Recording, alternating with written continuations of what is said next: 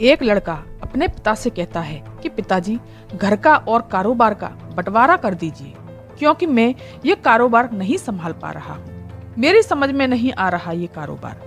मैं अपना कारोबार अलग शुरू करना चाहता हूँ। ये बात सुनते ही पिता को गुस्सा आ जाता है और कहता है कि मेरे रहते किसी भी चीज का कोई बंटवारा नहीं होगा। जो काम घर में चल रहा है वही काम करो। बेटे ने कई बार कहा, लेकिन पिता नहीं मानता। भाई भी पिता की तरफ चला जाता है। इसी बात को लेकर घर में कलह हो जाती है। ऐसी कलह होती है कि एक नहीं बल्कि 5 कत्ल हो जाते हैं। जिन रिश्तों पर हम इतना विश्वास करते हैं, वो रिश्ते ही ऐसा कैसे कर सकते हैं। इस घटना को 28 साल बीत जाते हैं। ठीक 28 साल बाद इतिहास फिर से अपने आप को दोहराता है। एक के बाद एक फिर 5 कत्ल हो जाते हैं। 5 कत्ल की गूंज सोशल मीडिया, अखबार और टीवी के जरिए से सब लोगों तक पहुंच जाती है। लोग विश्वास नहीं कर पा रहे थे।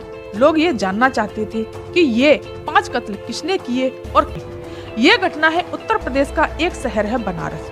बनारस का ही एक थाना लगता है भेलुपुर। वहीं का एक इलाका है भदैनी। भदैनी में एक पावर हाउस है। वहीं से एक गली जा रही है। वहीं पर 5 मंजिला एक बहुत आलीशान मकान है। उस मकान में 40 से ज्यादा किराएदार रहते हैं। इस घर में नीचे वाले फ्लोर पर एक नौकरानी काम करने आती है। उस नौकरानी का नाम रीता देवी है। वो सुबह 11 बजे के आसपास काम करने के लिए आती है और दरवाजा खटखटाती है। बेल भी बजाती है, लेकिन कोई दरवाजा नहीं खोलता।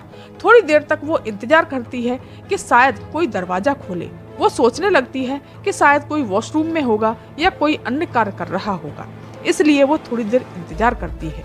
दरवाजा फिर भी नहीं खुलता तो वो दरवाजे को थोड़ा धक्का मारकर अंदर की तरफ देखती है। दरवाजा धक्का मारने से खुल जाता है, क्योंकि दरवाजा पहले से ही खुला हुआ था। वो बस भिड़ा हुआ था। वो नौकरानी घर के अंदर जाती है। वो अंदर जाते ही चीख पड़ती है। उसने देखा कि पूरी बिल्डिंग की मालकिन फर्श पर पड़ी हुई है और खून से लथपथ पड़ी हुई है। वो जोर जोर से चिल्लाने लगती है और चीखने लगती है। उस बिल्डिंग में जितने भी किराएदार थे वो उसकी आवाज सुनकर दौड़कर चले आते हैं। ये सब देखकर सभी लोग दंग और हैरान रह जाते हैं कि ये क्या हुआ। फिर थोड़ा सा अंदर जाकर के देखते हैं।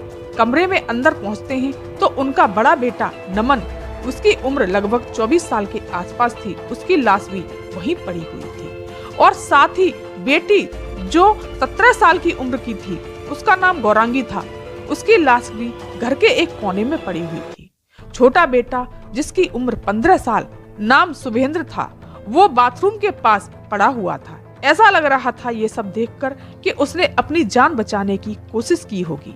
हत्यारों ने उसको भागकर मारा होगा। इस घटना की जानकारी पुलिस को दी जाती है और मौके पर ही बड़ी पुलिस की फोर्स वहां पहुंच जाती है और फॉरेंसिक टीम भी बुलाई जाती है और डॉग स्क्वाड को भी बुलाया जाता है। एक ही घर के अंदर 4 कत्ल हो चुके थे। ये कत्ल किसने किए और क्यों किए, ये सब गुत्थी सुलझाने लग गई पुलिस। घर का मेन आदमी जो कि उसका पति जिसकी उम्र 55 साल थी, उसके लिए पूछा कि वो कहाँ है। आसपास के लोगों ने कहा कि वो यहाँ नहीं रहता, क्योंकि उन दोनों पति पत्नी में झगड़ा रहता था और कहते हैं कि हो सकता है कि उसी ने ये सब मर्डर किया हो। पुलिस वहां से निकलती है और हर जगह उसकी तलाश करना शुरू कर देती है और पुलिस उसके नंबर को सर्व लाइन पर लगा देती है और जानने की कोशिश कर रही थी कि आखिरकार ये कहां पर है। वहीं भदैनी में 15 किलोमीटर दूर रोहानिया के पास मीरपुर रामपुर जगह है। वहीं पर उसकी आखिरी लोकेशन पाई गई। 5 नवंबर 2024 को पुलिस वहां पहुंचती है। ये वाकया 2 बजे का है। वो अपनी चारपाई पर मच्छरदानी लगाकर उसमें लेटा हुआ था। जैसे ही पुलिस ने मच्छरदानी हटाई तो पता चला कि उसकी भी किसी ने गोली मारकर हत्या कर दी है। उसको 2 गोलियां मारी गई थी, एक गोली सीने पर और दूसरी गोली कनपटी पर। पुलिस वाले सभी लोग ये सोचने पर मजबूर हो जाते हैं कि जिस पर शक कर रहे थे उसका भी कत्ल हो चुका है। पुलिस छानबीन कर रही है। बताया जाता है एक ही हथियार से 5 की हत्या की गई है। पति को 2 गोली मारी और उस औरत को भी 2 गोली मारी गई और उसके बड़े बेटे को 3 गोली मारी जाती है और बेटी को भी 2 और छोटे वाले बेटे को भी 2 गोली मारी जाती है। फिर पुलिस ने आसपास के लोगों से पूछा कि आप लोगों को नहीं पता चला कि गोलियों की आवाज आ रही है। वो लोग कहते हैं कि पटाखों की आवाज के शोर में हम समझ नहीं पाए कि ये गोलियां चल रही हैं या पटाखे। उस जगह 40 परिवार रहते थे, फिर भी कोई भी इस आवाज को नहीं सुन पाया। जब मीडिया की रिपोर्ट आना शुरू होती है तो एक कहानी सामने आती है। एक व्यक्ति जिसका नाम पन्ना साहब है, वो रिक्शे का कारोबार करते थे। उनका एक बेटा था जिसका नाम लक्ष्मी नारायण था। पहले तो वो अपने रिक्शे किराए पर दिया करते थे। 200 से ज्यादा रिक्शे वो किराए पर देते थे। लक्ष्मी नारायण के 3 बेटे थे। एक बेटे का नाम राजा था और दूसरे बेटे का नाम राजेंद्र गुप्ता और तीसरे बेटे का नाम कृष्णा था। ये एक बिजनेस चला रहा था। जब बच्चे बड़े होते हैं तो राजेंद्र गुप्ता अपने पिता से कहता है कि ये कारोबार मेरी समझ में नहीं आ रहा, आप मेरी जमीन का बंटवारा कर दो। मैं अलग होना चाहता हूँ और अपना कारोबार अलग शुरू करना चाहता हूँ। बड़ा भाई मानसिक रूप से विकलांग था। पिता ने साफ साफ मना कर दिया कि जब तक मैं जिंदा हूँ बंटवारा नहीं होगा।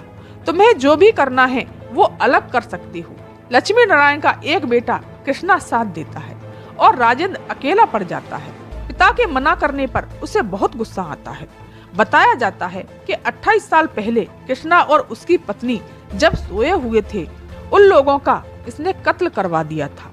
कृष्णा और मंजू के 3 बच्चे होते हैं, 2 बेटे और 1 बेटी थी। बताया जाता है कि लक्ष्मी नारायण ने अपने बेटे राजेंद्र के खिलाफ FIR दर्ज कराता है और ये कहता है कि मुझे मेरी जान को खतरा है, मेरा बेटा शायद मुझे भी मार डाले।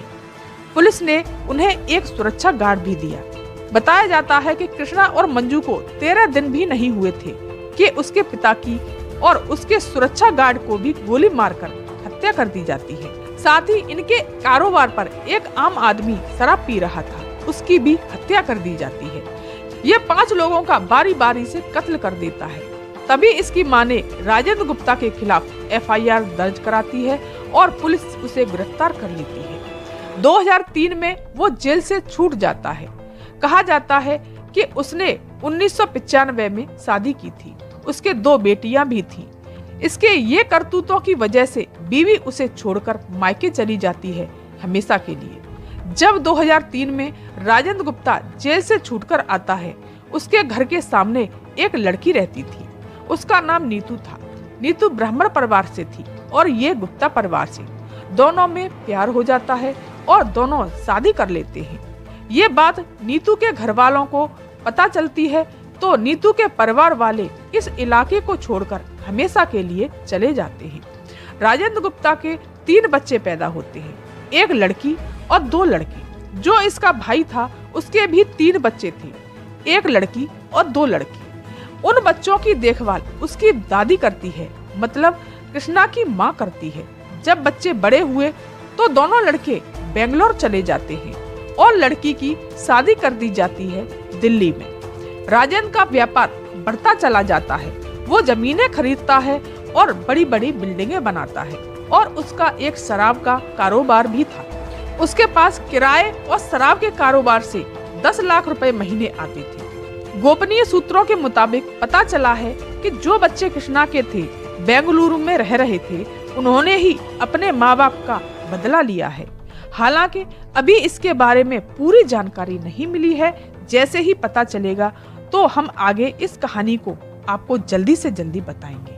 मेरा इस कहानी को सुनाने का मकसद किसी का दिल दुखाना या किसी को चोट पहुंचाना नहीं है, बल्कि जागरूक करना है। धन्यवाद। एक लड़का अपने पिता से कहता है कि पिताजी, घर का और कारोबार का बंटवारा कर दीजिए, क्योंकि मैं ये कारोबार नहीं संभाल पा रहा हूँ। मेरी समझ में नहीं आ रहा ये कारोबार। मैं अपना कारोबार अलग शुरू करना चाहता हूँ। ये बात सुनते ही पिता को गुस्सा आ जाता है और कहता है कि मेरे रहते किसी भी चीज का कोई बंटवारा नहीं होगा। जो काम घर में चल रहा है वही काम करो। बेटे ने कई बार कहा, लेकिन पिता नहीं मानता। भाई भी पिता की तरफ चला जाता है। इसी बात को लेकर घर में कलह हो जाती है। ऐसी कलह होती है कि एक नहीं बल्कि 5 कत्ल हो जाते हैं। जिन रिश्तों पर हम इतना विश्वास करते हैं, वो रिश्ते ही ऐसा कैसे कर सकते हैं। इस घटना को 28 साल बीत जाते हैं। ठीक 28 साल बाद इतिहास फिर से अपने आप को दोहराता है। एक के बाद एक फिर 5 कत्ल हो जाते हैं 5 कत्ल की गूंज सोशल मीडिया, अखबार और टीवी के जरिए से सब लोगों तक पहुंच जाती है। लोग विश्वास नहीं कर पा रहे थे। लोग ये जानना चाहते थे कि ये 5 कत्ल किसने किए और क्यों किए। आइए जानते हैं। नमस्कार दोस्तों, मैं कृष्णा सिंह आज की सच्ची घटना में आपको सुनाने जा रही हूँ। ये घटना है उत्तर प्रदेश का एक शहर है बनारस। बनारस का ही एक थाना लगता है भेलुपुर। वहीं का एक इलाका है भदैनी। भदैनी में एक पावर हाउस है। वहीं से एक गली जा रही है। वहीं पर 5 मंजिला एक बहुत आलीशान मकान है। उस मकान में 40 से ज्यादा किराएदार रहते हैं। इस घर में नीचे वाले फ्लोर पर एक नौकरानी काम करने आती है। उस नौकरानी का नाम रीता देवी है। वो सुबह 11 बजे के आसपास काम करने के लिए आती है और दरवाजा खटखटाती है। बेल भी बजाती है लेकिन कोई दरवाजा नहीं खोलता। थोड़ी देर तक वो इंतजार करती है कि शायद कोई दरवाजा खोले। वो सोचने लगती है कि शायद कोई वॉशरूम में होगा या कोई अन्य कार्य कर रहा होगा, इसलिए वो थोड़ी देर इंतजार करती है। दरवाजा फिर भी नहीं खुलता तो वो दरवाजे को थोड़ा धक्का मारकर अंदर की तरफ देखती है। दरवाजा धक्का मारने से खुल जाता है क्योंकि दरवाजा पहले से ही खुला हुआ था। वो बस भिड़ा हुआ था। वो नौकरानी घर के अंदर जाती है। वो अंदर जाते ही चीख पड़ती है। उसने देखा कि पूरी बिल्डिंग की मालकिन फर्श पर पड़ी हुई है और खून से लथपथ पड़ी हुई है। वो जोर जोर से चिल्लाने लगती है और चीखने लगती है।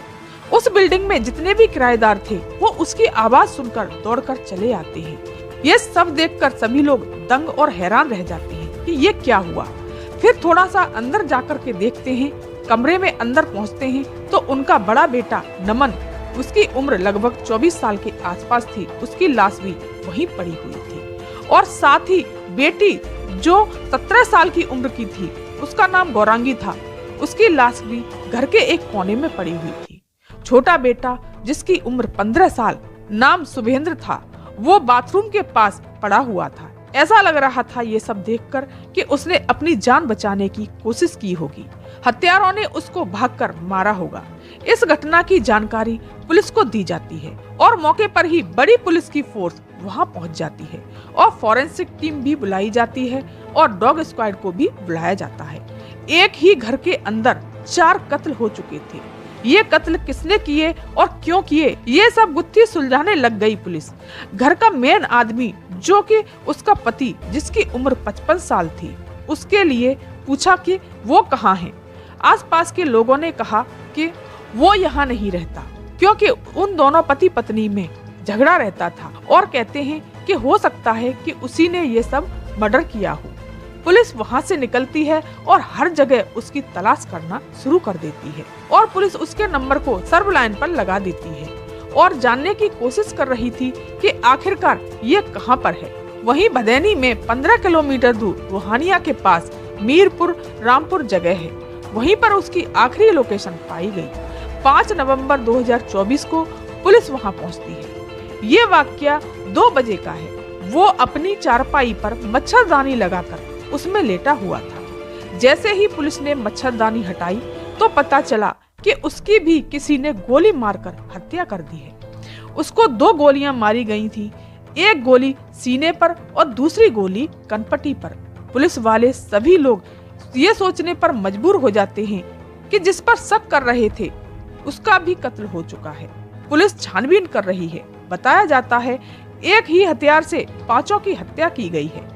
पति को 2 गोली मारी और उस औरत को भी 2 गोली मारी गई और उसके बड़े बेटे को 3 गोली मारी जाती है और बेटी को भी 2 और छोटे वाले बेटे को भी 2 गोली मारी जाती है। फिर पुलिस ने आसपास के लोगों से पूछा कि आप लोगों को नहीं पता चला कि गोलियों की आवाज आ रही है। वो लोग कहते हैं कि पटाखों की आवाज के शोर में हम समझ नहीं पाए कि ये गोलियां चल रही हैं या पटाखे। उस जगह 40 परिवार रहते थे, फिर भी कोई भी इस आवाज को नहीं सुन पाया। जब मीडिया की रिपोर्ट आना शुरू होती है तो एक कहानी सामने आती है। एक व्यक्ति जिसका नाम पन्ना साहब है, वो रिक्शे का कारोबार करते थे। उनका एक बेटा था जिसका नाम लक्ष्मी नारायण था। पहले तो वो अपने रिक्शे किराए पर दिया करते थे। 200 से ज्यादा रिक्शे वो किराए पर देते थे। लक्ष्मी नारायण के 3 बेटे थे। एक बेटे का नाम राजा था और दूसरे बेटे का नाम राजेंद्र गुप्ता और तीसरे बेटे का नाम कृष्णा था। ये एक बिजनेस चला रहा था। जब बच्चे बड़े होते हैं तो राजेंद्र गुप्ता अपने पिता से कहता है कि ये कारोबार मेरी समझ में नहीं आ रहा, आप मेरी जमीन का बंटवारा कर दो, मैं अलग होना चाहता हूँ और अपना कारोबार अलग शुरू करना चाहता हूँ। बड़ा भाई मानसिक रूप से विकलांग था।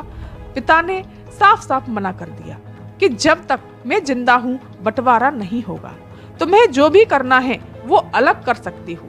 लक्ष्मी नारायण का एक बेटा कृष्णा साथ देता है और राजेंद्र अकेला पड़ जाता है।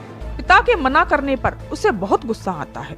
बताया जाता है कि 28 साल पहले कृष्णा और उसकी पत्नी जब सोए हुए थे, उन लोगों का इसने कत्ल करवा दिया था। कृष्णा और मंजू के 3 बच्चे होते हैं, 2 बेटे और 1 बेटी थी। बताया जाता है कि लक्ष्मी नारायण ने अपने बेटे राजेंद्र के खिलाफ FIR दर्ज कराता है और ये कहता है कि मुझे मेरी जान को खतरा है, मेरा बेटा शायद मुझे भी मार डाले। पुलिस ने उन्हें एक सुरक्षा गार्ड भी दिया। बताया जाता है कि कृष्णा और मंजू को 13 दिन भी नहीं हुए थे कि उसके पिता की और उसके सुरक्षा गार्ड को भी गोली मारकर हत्या कर दी जाती है। साथ ही इनके कारोबार पर एक आम आदमी शराब पी रहा था, उसकी भी हत्या कर दी जाती है। ये 5 लोगों का बारी बारी से कत्ल कर देता है। तभी इसकी मां ने राजेंद्र गुप्ता के खिलाफ FIR दर्ज कराती है और पुलिस उसे गिरफ्तार कर लेती है। 2003 में वो जेल से छूट जाता है। कहा जाता है कि उसने 1995 में शादी की थी, उसके 2 बेटियां भी थीं। इसके ये करतूतों की वजह से बीवी उसे छोड़कर मायके चली जाती है हमेशा के लिए। जब 2003 में राजेंद्र गुप्ता जेल से छूटकर आता है, उसके घर के सामने एक लड़की रहती थी। उसका नाम नीतू था। नीतू ब्राह्मण परिवार से थी और ये गुप्ता परिवार से। दोनों में प्यार हो जाता है और दोनों शादी कर लेते हैं। ये बात नीतू के घर वालों को पता चलती है तो नीतू के परिवार वाले इस इलाके को छोड़कर हमेशा के लिए चले जाते हैं। राजेंद्र गुप्ता के 3 बच्चे पैदा होते हैं, 1 लड़की और 2 लड़के। जो इसका भाई था उसके भी 3 बच्चे थे, 1 लड़की और 2 लड़के। उन बच्चों की देखभाल उसकी दादी करती है, मतलब कृष्णा की माँ करती है। जब बच्चे बड़े हुए तो दोनों लड़के बेंगलोर चले जाते हैं और लड़की की शादी कर दी जाती है दिल्ली में। राजेंद्र का व्यापार बढ़ता चला जाता है। वो जमीनें खरीदता है और बड़ी बड़ी बिल्डिंगें बनाता है और उसका एक शराब का कारोबार भी था। उसके पास किराए और शराब के कारोबार से 10 लाख रुपए महीने आते थे। गोपनीय सूत्रों के मुताबिक पता चला है कि जो बच्चे कृष्णा के थे बेंगलुरु में रह रहे थे, उन्होंने ही अपने माँ बाप का बदला लिया है। हालांकि अभी इसके बारे में पूरी जानकारी नहीं मिली है। जैसे ही पता चलेगा तो हम आगे इस कहानी को आपको जल्दी से जल्दी बताएंगे। मेरा इस कहानी को सुनाने का मकसद किसी का दिल दुखाना या किसी को चोट पहुंचाना नहीं है, बल्कि जागरूक करना है। धन्यवाद।